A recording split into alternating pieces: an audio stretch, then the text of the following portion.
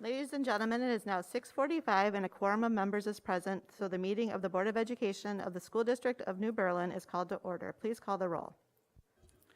Ms. Crosby. Here. Mr. Helmer. Here. Mr. Kurth. Ms. Manley. Ms. Schulz. Here. Ms. Unger. Here. Ms. Wondercheck. And Mr. Kurth did let me know that he is not available tonight. I would entertain a motion to adjourn into closed session.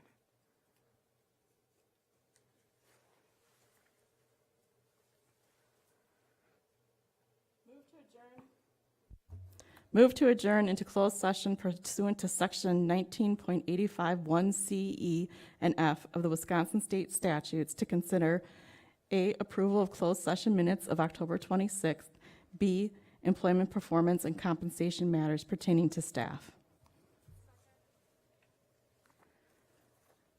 I have a motion by Ms. Schulz, a second by Ms. Manley. Please call the roll. Ms. Schulz. Yes. Ms. Manley. Ms. Crosby. Yes. Mr. Helmer. Yes. Ms. Unger. Yes. Ms. Wondercheck. We are moving into closed session and will return to open session around 7 p.m.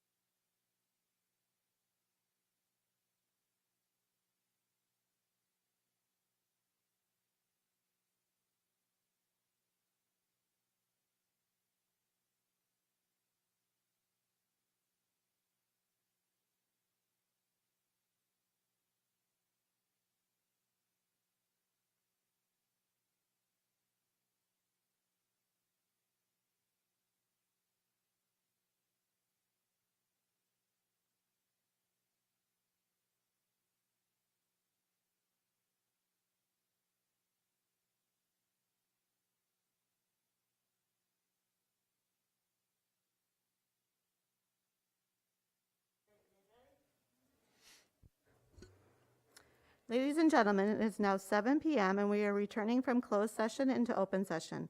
In recognition of the serious and important nature of our efforts here, we will join in the Pledge of Allegiance to the flag. Please rise.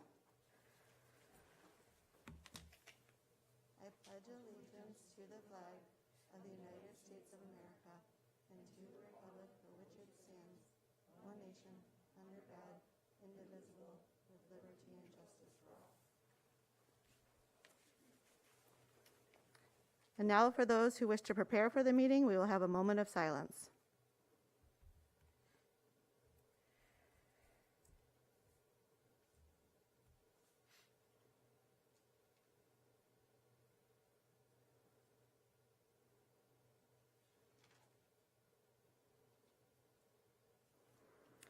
This is a public meeting of the Board of Education. Prior to this meeting, notice was given to the public last Friday by posting the agenda at each district school, the district office, and the city library. The agenda was also posted on the district's website. Copies of the agenda were forwarded to the Journal-Sentinel, the Waukesha Freeman, and the Waukesha Now, all of which have filed requests for all public notices. We do not have any privilege of the floor, so it brings us to the President's message. In honor of Veterans Day on Wednesday, November 11th, I would like to say Happy Veterans Day to those in our armed services, both past and present. We owe you our thanks, but more than that, we owe you our freedom, so thank you. Moves us to our administrative team report. That's a great segue, Amy. While unfortunately, we would typically host a Veterans Day celebration, we've been doing that now for about 10 years. Given the circumstances, we won't be able to host that type of celebration as per usual this year. Instead, we have prepared about a 15 to 20 minute video honoring our veterans. That video will include an opening by myself, kind of introducing the video. We'll have students represented from the elementary, middle school, and high school levels. Certainly we'll be honoring them with a rendition of the national anthem. We will also have middle school students from Eisenhower. Now you're going to notice that Eisenhower, this was their year to actually host. We rotate between Ike and West. So we do have Eisenhower students representative, kind of talking about what Veterans Day and what veterans mean to them. We also have distinguished guests that were interviewed for the video as well, representing all the branches of the military, basically talking about their experience, and they're all local veterans that we reached out to kind of be able to pull them together. And then we also have several recent graduates that are attending the military as well. I was able to preview it today, and again, while certainly we would much prefer to have and honor them in person as per usual, given the circumstances, and we still wanted to honor them, just doing it in a different way. So we will be releasing the video on our website and kind of pushing it out through our social media on Veterans Day.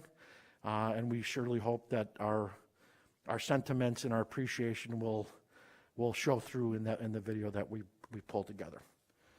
That's my update. At this time, I'd also like to, because I jumped the gun here, I would like to have introduce Emily, your new New Berlin Eisenhower School Board representative. Obviously, Emily is here. Believe me, I'm sure she's smiling. I can't really tell right now because of the mask she has, but I'm pretty sure that she is. Emily, would you provide your updates for us? Hi, everybody. So the New Berlin West DECA Club collected an estimated 4,000 items for the food pantry during Trick or Can. The Spanish Honor Society El Sol hosted a successful Dia de los Muertos event last weekend. The Norse Code publication won first place news magazine from Kettle Moraine Press Association during the virtual Whitewater Conference. NBW Academic Decathlon will face locals tomorrow. NBW administration hosted a successful first Ask Edmund Anything lunch with lots of different student questions and comments, including the schedule, clubs and activities coming this winter, and the coronavirus safety in school. Boys United Volleyball played at state this weekend. Vikings football faced Eisenhower Lions last Friday, and more fall seasons are wrapping up as the winter sports seasons approach. Thank you, Emily. This moves us on to our consent agenda. Are there any items that should be pulled out for separate consideration? I did want to just briefly mention that we do have a new student group, the Culture Club, that is being proposed, and you have an updated, nicely typed up version of the proposal this time around. Essentially, the club would like to give all students an opportunity to learn and understand more about different cultures and backgrounds, and we'll be able to positively impact our community by educating others about different cultures. Do I have a motion for the consent agenda? Second. I have a motion by Ms. Manley, a second by Mr. Helmer. Any discussion? Is this part of the board policy to approve all these? I feel like we should probably just have Joe do that instead of us voting on every group. No, I think as a board, I feel it's our responsibility to make sure that we're representing the students of New Berlin as well, and the parents and the families. So I like being able to bring these to the board to approve. Okay. Anybody else? Right, and historically, Mitch, too, I know that we have had clubs that we have had some questions about, and what kind of responsibilities that they were willing to take on, and sometimes it isn't always entirely appropriate, so it's a good thing to have the board vet it. That's where I felt like there would be some that would come to us. I guess that's where Joe would escalate them for the opinion on us. But if someone wants to start a basketball team and there's no additional cost, or if it's a club team or whatever, I guess if there was a few guidelines that were met on that, I didn't have a problem with it. But And by the way, this club will not be at a cost to the school district. Any other discussion? Actually, I did have a little question on it because it wasn't real clear. It looks like it's curriculum related, but there's two applications. One looks like it's curriculum based and one looks like it's not curriculum based. Yeah, and so we're going to move forward. Our recommendation was to approve this as a non-curriculum related student group.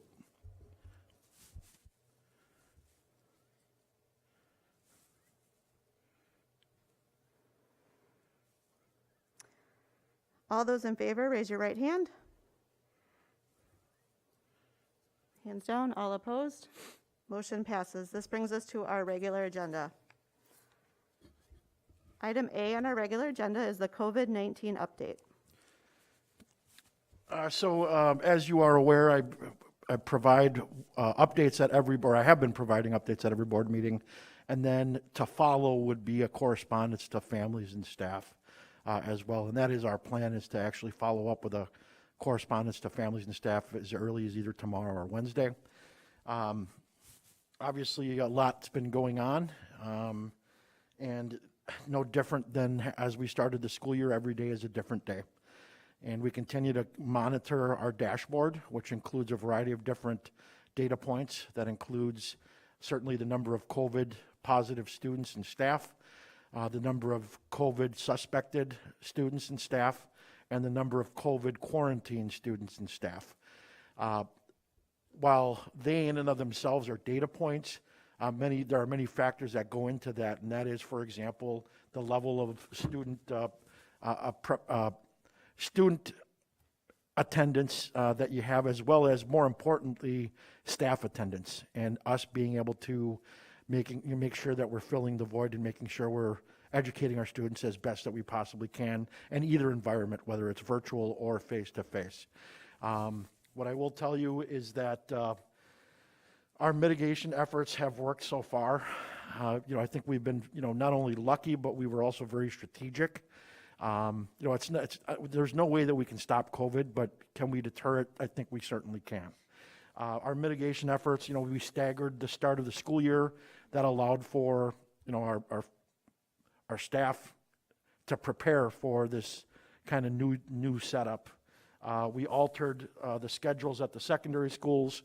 We had to hire additional staff for contact tracing, or at least allow some flexibility for contact tracing. We are monitoring our data daily, in fact, almost up to the minute. Obviously, we took numerous safety measures. As evidenced here, we're all wearing masks. We were just in a room with plexiglass. We're socially distanced in the hallways. You'll notice markings to allow our students, again, to as best mitigate our approaches as possible. Many neighboring districts have had schools closed temporarily because of COVID-19. What I will tell you is, as of the last week or two, more schools around us have closed than since the start of the school year. And we certainly continue to monitor that. What I will say is there's also, some things that are occurring. Now, mind you, they're going from, full 5 days face-to-face, to virtual learning. And they're typically kind of a two week out before they would return. The 2 weeks is truly strategic with that 14 days of quarantining to be able to allow people to come back. Again, we are pleased to have started the school year in the way that we did. Our goal was to get to 5 days face-to-face. We've attained that goal. Now it's just a matter of being able to continue that. But again, many circumstances at play, and literally think it could change in a matter of hours. As you are aware, we have had confirmed positive COVID-19 cases since the start of the year, both in students and staff. We've had at times high student quarantine numbers. We have not, however, had any known instances of person-to-person spread of COVID-19 in our schools or during any of our sports and activities, which is one of the reasons we've been able to stay open. This means that infections continue to happen outside of school, at gatherings, sleepovers, parties, etc.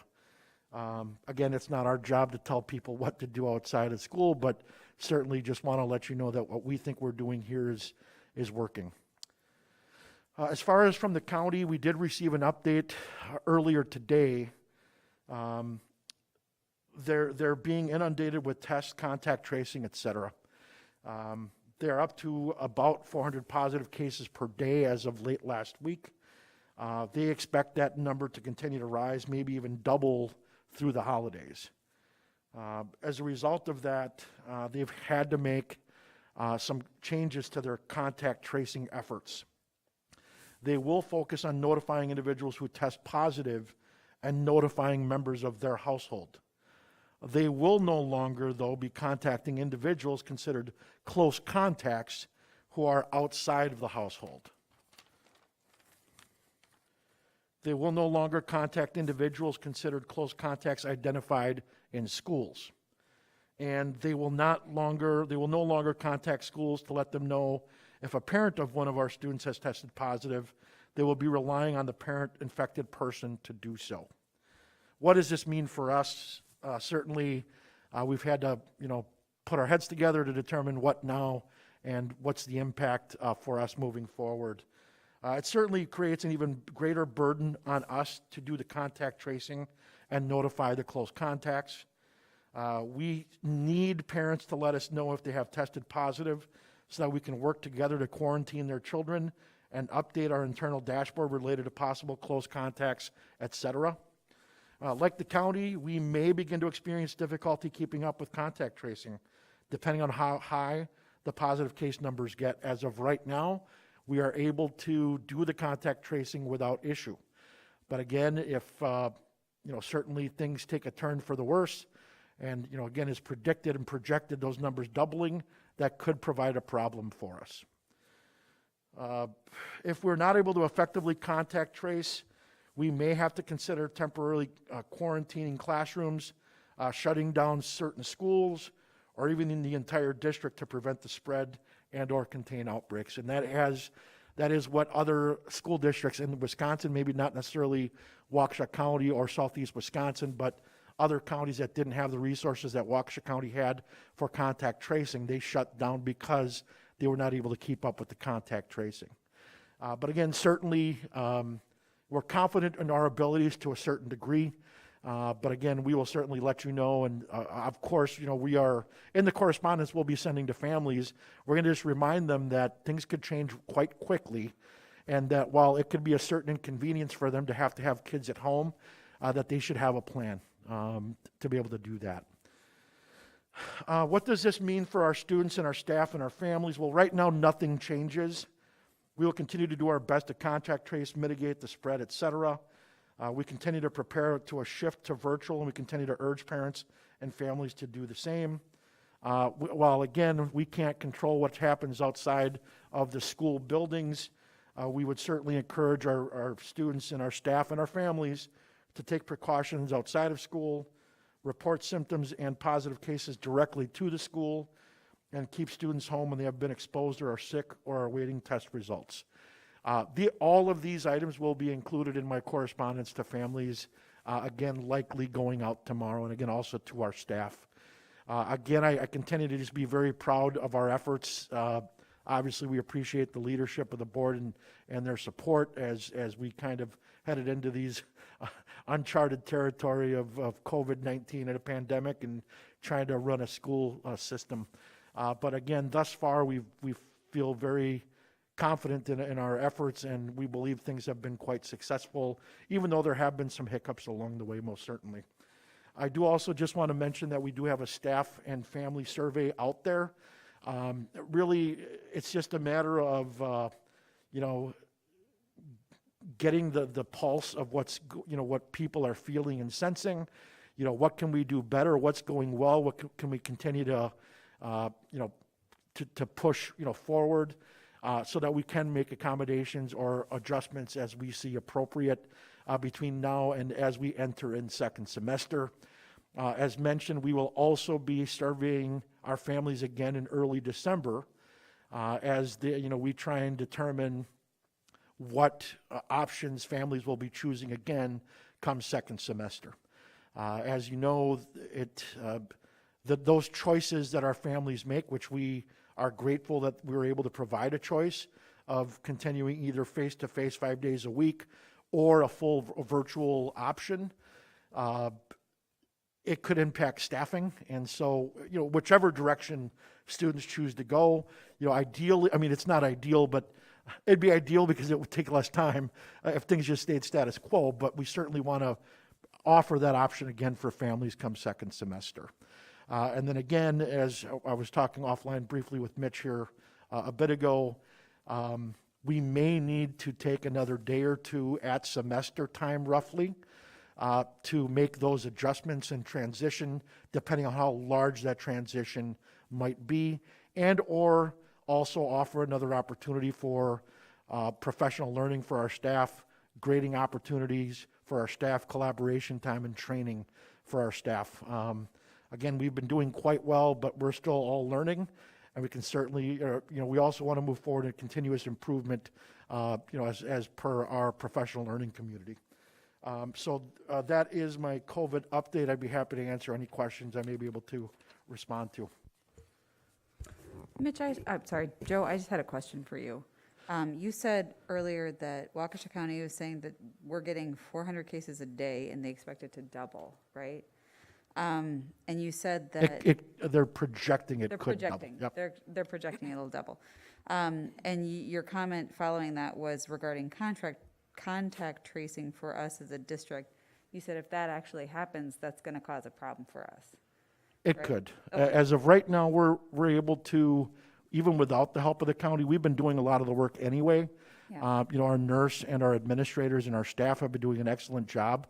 So we've actually been doing a lot of that work with the county already. It's just a matter of, do I think we can manage doubling that caseload?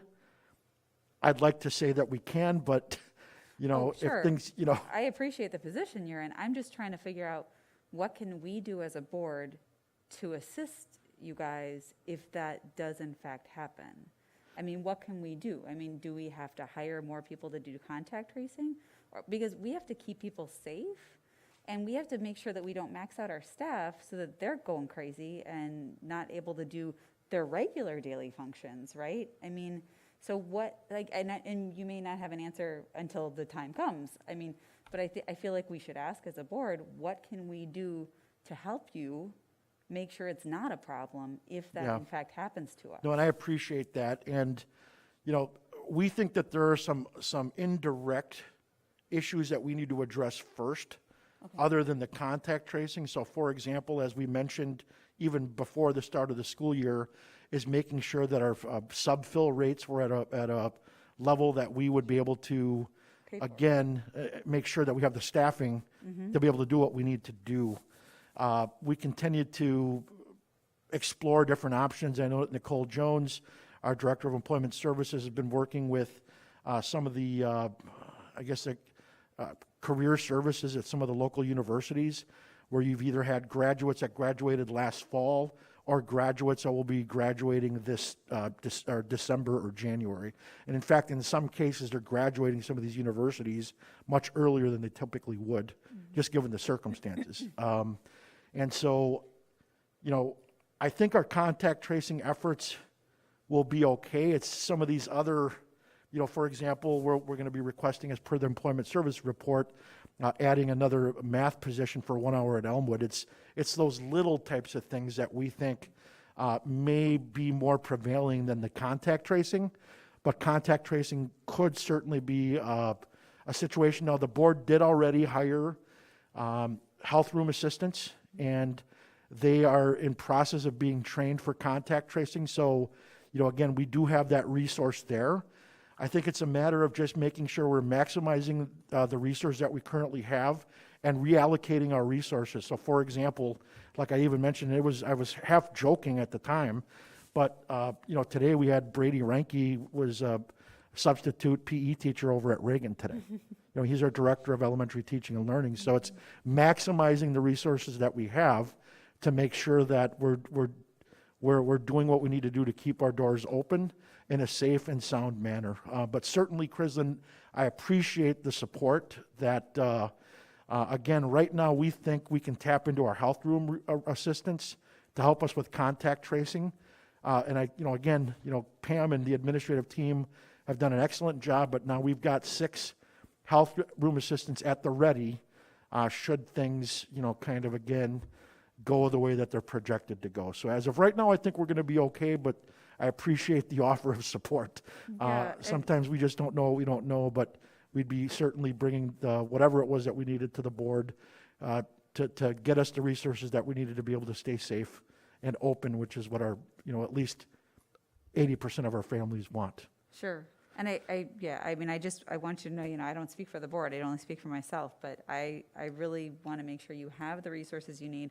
I actually have been talking to a friend of mine who teaches in Tennessee, and they don't have the manpower to do contact tracing down there. Their cases are off the charts, and they're looking at an imminent closure. And that's why, because they can't do the contact tracing, and then these kids are sitting in a classroom not knowing that they've been exposed, and then they're bringing it home to their grandma. And then we have a big problem. So I don't want us to exacerbate that problem for our staff or our community. And I appreciate the fact that you're on top of it, and I appreciate that you'll let us know if you need some additional assistance from us.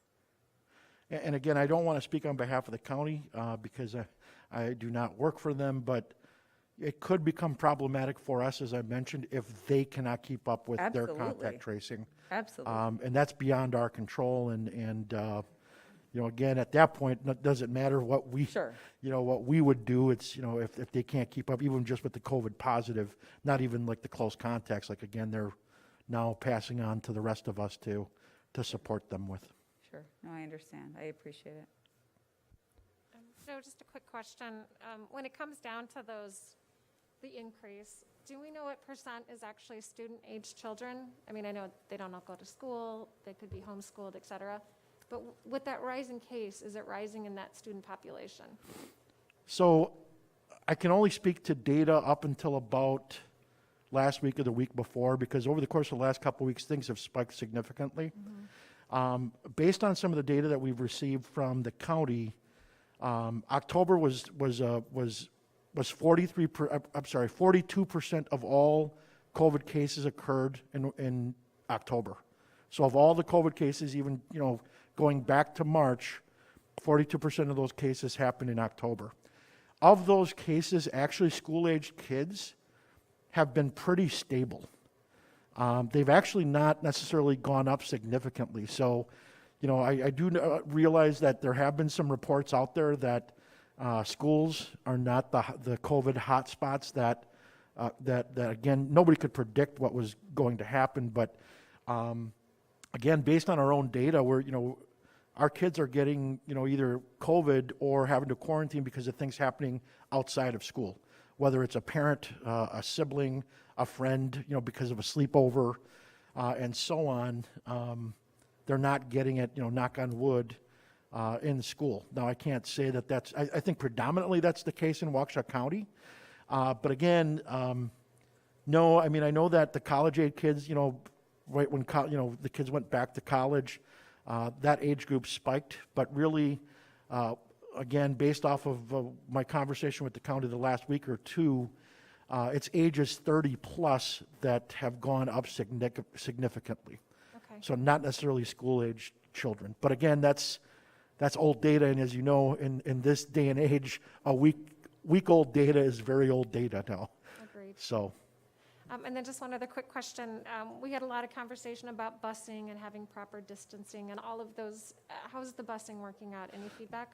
again, with the mitigation efforts, we think, we've not had a situation or circumstance on buses where we've had to, either quarantine or actually somebody identified as positive COVID from another positive COVID student as a result of something on the bus. So, we're fortunate. And again, some of it has to do with the fact that, parents are, choosing to transport their kids, depending on the day. Interestingly enough, when you have 100 plus students quarantined, that is less kids on a school bus.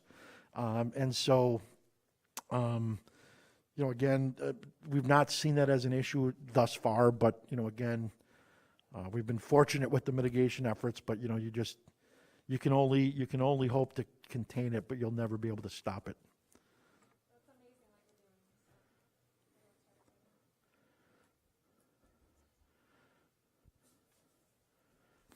No questions for me, but thank you again very much for everything you guys have done. There was a lot of negative comments about when we were starting up of not taking the precautions, and clearly what you guys are doing is working because we're having less issues than all the neighboring schools around us. So thank you very much for that.